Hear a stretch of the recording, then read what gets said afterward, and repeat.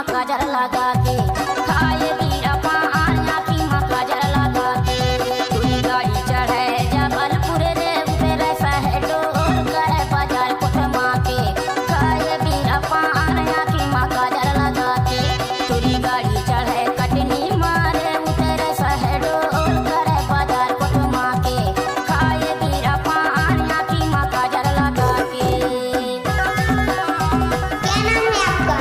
DJ देवा मरकाम हरा टोला वाले।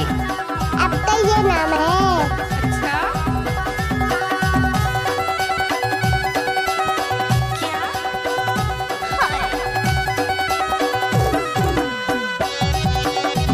आप सुन रहे हैं देवा मरकाम का मिक्स किया हुआ गाना।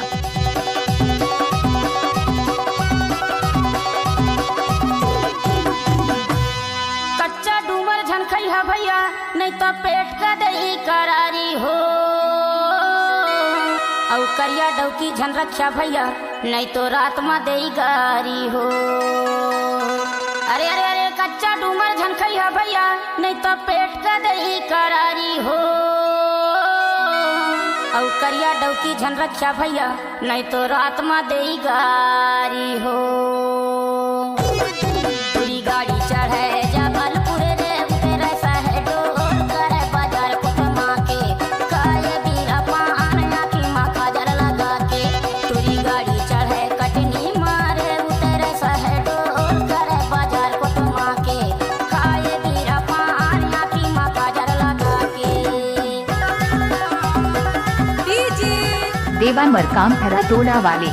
अच्छा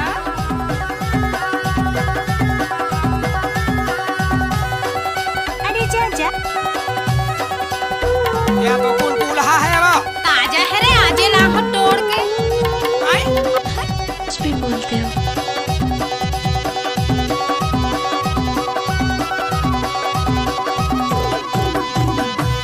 पहिर के टप जींस या मुहमा राज श्री चबाए हो